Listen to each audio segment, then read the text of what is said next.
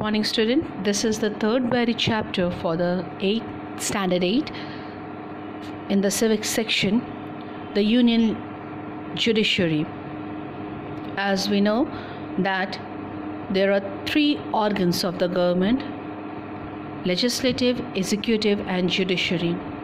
Legislative makes the law, executive executes the law, and judiciary gives the judgment.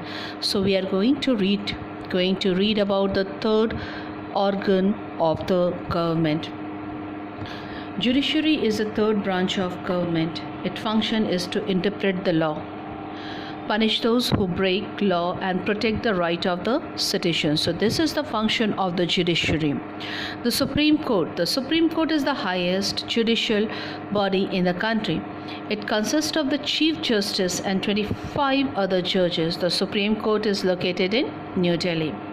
Appointment of the Chief Justice and other judges. The President of India appoints the Chief Justice of the Supreme Court. Chief Justice, we can complete it like that, Chief Justice of India of the Supreme Court. While appointing the Chief Justice, the President has to consult the Union Council of Ministers, or you can say the Cabinet, and other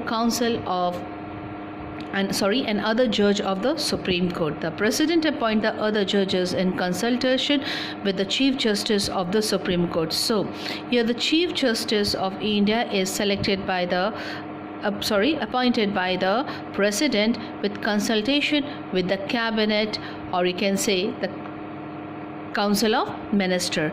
And after the selection of the Chief Justice of India, the President appoints the other judges in consultation with the Chief Justice of the Supreme Court.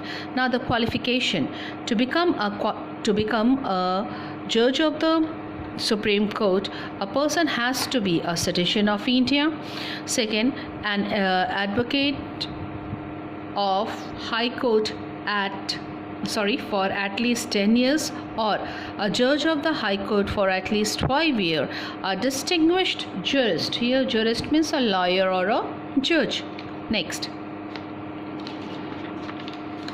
salary and the other allowances. Salary, you are knowing. The other allowances means other expenses given to the judges. The salary and the allowances of the judge of the Supreme Court are charged on the Consolidated Fund of India. So the salaries and the other allowances are given by the Consolidated Fund. So now here question arises, what is a Consolidated Fund?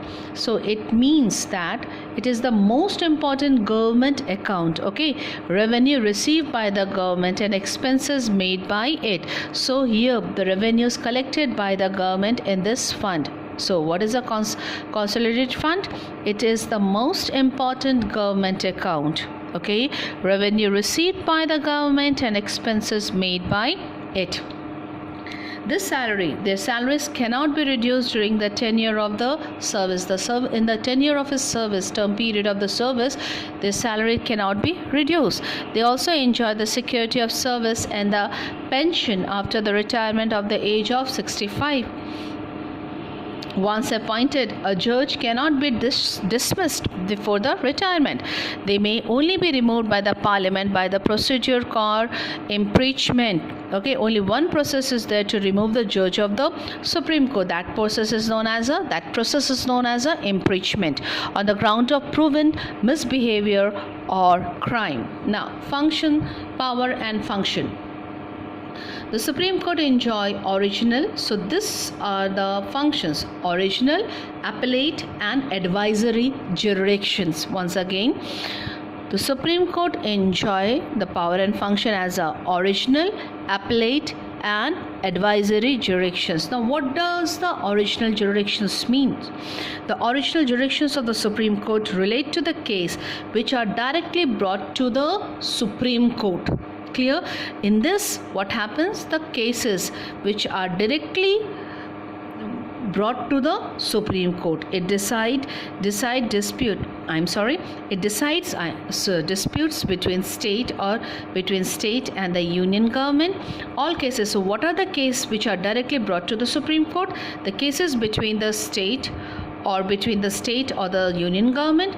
All cases where interpretation of the Constitution is required, or the case related to the denial of the fundamental rights can be brought directly to the Supreme Court. So here the original jurisdiction means what? The case is brought directly to the Supreme Court. And what are the cases? These are the cases. Next, appellate jurisdictions. Under these jurisdictions, the Supreme Court hears appeal against the judgment of the High Court. Okay, whenever the cases are there, it comes from the first it comes to the district court, then it goes to the smaller courts, then the district courts, then it comes to the High Court, then the Supreme Court. So here under the jurisdiction, the Supreme Court hears appeal against the judgment of the High Court. Means if a person is not satisfied with the judgment given by the High Court, it can apply where? To the Supreme Court. Appeals to the Supreme Court may be made if the issue requires an interpretation of the Constitution, or if the High Court changed the decision of the lower court and gave death penalty to the accused. So these are the matter when the appeal can be made to where? To the Supreme Court. Advisory jurisdictions. The President may seek the advice of the Supreme Court on constitutional issues or an interpretation of the law. So here Supreme Court can give advice to whom? President. Okay, the President may ask the advice of the Supreme Court on a constitutional issue or an interpretation of the law. Now, Court of Record. The Supreme Court maintain record of all its judgment. The lower court may refer to this judgment in the similar cases. This line speaks that whatever the judgment is given by the Supreme Court is being maintained as a record, so that the lower court can get the help of this judgment in the similar cases. Now, next comes the state judiciary, the High Court. In the state, which is the highest court of judgment, it's a High Court. The court is the highest court of the state. The High Court is the highest court of the state. A High Court may also be shared by more than one state, depends on the area. Means two states can have a same High Court.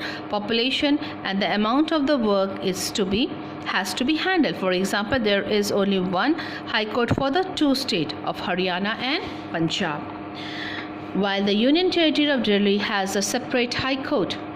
Guwahati High Court has jurisdictions over Assam, Nagaland, Arunachal Pradesh and Mizoram. Means here the Guwahati High Court is High Court in that Assam, Nagaland, Arunachal Pradesh and Mizoram comes under the Guwahati High Court. Now, composition.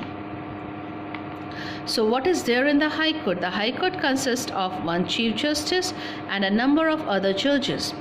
The number of the judges may be fixed by the Parliament by time to time. A temporary judge may be appointed if the load of the work so demand. The Chief Justice of High Court is appointed by the President of India in consultation with the Chief Justice of the Supreme Court and the Governor of the concerned state. Other judges of the High Court are appointed by the President after consulting the Chief Justice of the concerned High Court.